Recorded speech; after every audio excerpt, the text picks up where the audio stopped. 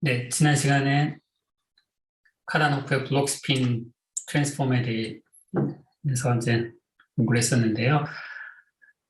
블록 스핀 그 컨셉은 이제 어떤 상전이와 임계현상에서의 스케일 인베리언스 한 그 성질을 직관적으로 이해하는데 큰 도움이 되지만 거기에서 얘기한 이제 블록 트랜스포메이션을 구체적으로 어떻게 수행하고 그리고 그러니까 정량적으로 어떻게 수행하는지 그런 방법은 없었죠. 오늘은 그걸 구체적으로 수행하는 방식에 대해서 알지 트랜스포메이션을 정량적으로 하는 법 배울 텐데요.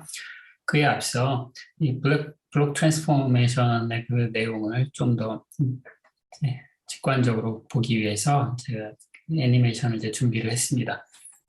네, 여러분이 보시는 거는 이제 아이징 모델 몬테칼로 시뮬레이션 애니메이션을 보고 계신데요. 여기 좌측에 있는 이제 이쪽이 매트리스 사이즈가 이제 256 by 256 그리고 이제 온도가 크리티컬 템퍼러처 크리티컬 베타보다 5% 작은, 즉 온도가 이제 크리티컬 템퍼러처보다 조금 높은 영역에서의 몬테칼로 시뮬레이션이에요. 그래서 256 by 256인데 실제 여기 보여드리는 것은 128 by 128, 그 4분의 1 점만 보여드리고 있고요. 자, 옆에 있는 화면은 무엇이냐? 오른쪽에 있는 화면은 뭐냐면은 자, 이것도 이제 뭔가 이제 몬테칼로 시뮬레이션 이제 그런 것처럼 보이는데 이제 실제로 이제 시뮬레이션을 하고 있는 것이 아니라 왼쪽에서 진행하고 있는 그 시뮬레이션을 가지고 이제 그림을 그린 건데요.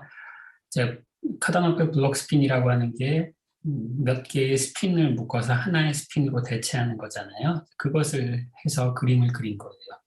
이제 구체적으로 이제 이 2x2, 즉 4개의 스핀을 가지고서 그 중에 대표 스핀 하나, 이제 보통 이제 블록 스핀 할 때는 스핀의 전체 합을 가지고 할 수도 있고 이제 이럴 수도 있는데 지금 여기서 한 거는 4개의 스핀 가운데 한 개의 스핀을 대표 스핀으로 선택해서 걔네들만 이제 보여주고 있는 거예요. 그럼 전체가 256 by 256인데 내가 4개에서 한 개를 선택했으니까 128 by 128이 되겠죠. 걔네들을 이렇게 일종의 축소해서 이렇게 그린 그림에 해당되겠습니다.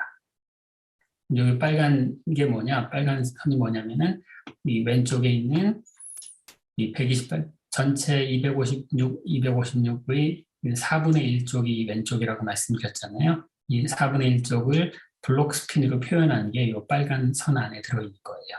빨간 선 안에. 그래서 보시다시피 여기 이런 덩어리가 있는데 그 덩어리가 여기 4분의 1, 그 길이로 치면 이제 2분의 1로 축소 복사해서 여기 나타나고 있죠. 그렇죠? 자세히 보시면 정확히 이 컨피그레이션이 이 컨피그레이션과 같다라고 하는 걸 이제 아실 수가 있어요.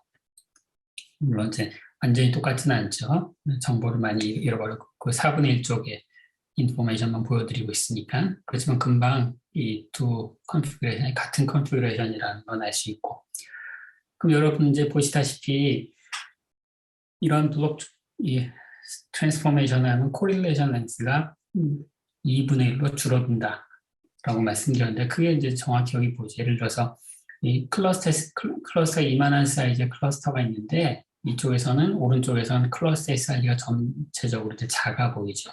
그렇죠? 그래서 아까 말씀드렸다시피 이게 크리티컬 템퍼러처보다 높은 곳에서의 시뮬레이션인데 여기는 그 온도보다 훨씬 더 높은 것처럼 이제 보이는 거죠. 정량적으로 얼마냐? 그걸 이제 좀 더 공부를 하실 거고요. 이게 이제 온도가 크리티컬 템퍼러처보다 높을 때의 블록 스핀의 이제 컨피그레이션을 보여드리는 거 보여드렸고요. 자, 그러면 크리티컬 템퍼러처보다 조금 낮을 때는 어떻게 되는지 한번 봅시다. 크리티컬 템퍼러처보다 낮아서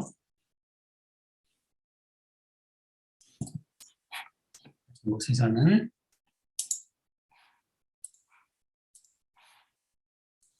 이제 크리티컬 템퍼러처보다 이제 낮은 영역인데요. 크리티컬 템퍼러처 낮으니까 이제 시간이 지나면 얘네들이 이제 오더드 스테이트로 이제 갈 텐데, 그래서 이제 여러분들이 보셔야 되는 건 뭐냐면 이제 오더드 컨피그레이션 안에 약간의 이런 작은 엑스테이션들이 생기고 있죠. 사이즈가 한 이 정도 스핀 6개로 이루어져 있는데 반해서 이쪽에는 어떻습니까? 그런 이제 이 오도드 영역 안에 있는 이 플럭추에이션의 크기가 훨씬 작아졌죠. 여기서는 뭐 예를 들어서 이만한데 요만한 플럭추에이션인데 여기는 그거보다 훨씬 작죠. 그렇죠? 이걸 봐서 이것도 역시 얘를 블록 트랜스포메이션 하면 온도가 더 낮아지는가, 크리티컬 템퍼러처가 낮은 곳에서 했더니 크리티컬 템퍼러처가 더 낮은 것처럼 보이는구나. 그래서 코릴레이션 렌스가 반이 되는 거죠. 자, 그럼 이제 크리티컬 템퍼러처에서는 어떻게 되는지 봅시다. 크리티컬 템퍼러처에서는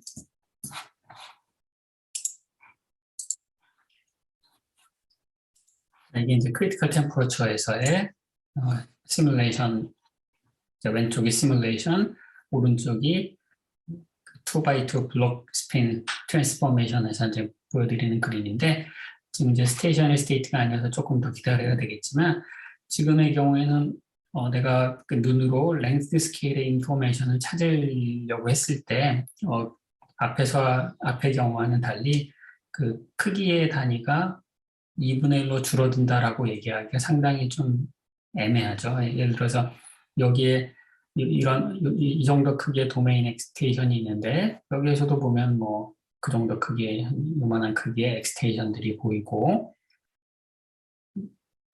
뭐 예를 들어서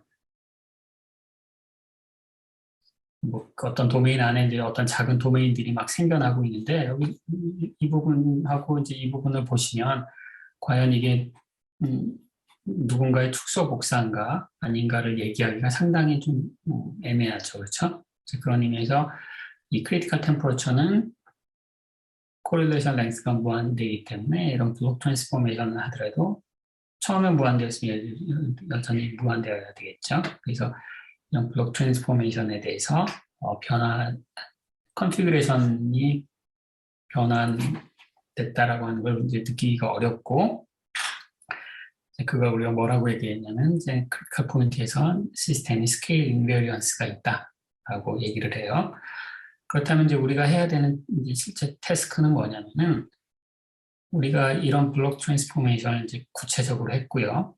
카다노프 그 아이디어를 설명할 때 이제 아주 그 추상적으로 얘기했는데 여기는 명확히 얘기했습니다. 4개의 스핀이 있는데 그 4개의 스핀 중에 뭐 2x2인데 그 중에 왼쪽 아래에 있는 구석에 있는 스핀을 대표 스핀으로 삼아서 그 4개의 스핀을 하나의 스핀으로 이제 대체해서 이걸 얻었다. 이게 아주 구체적인 거죠.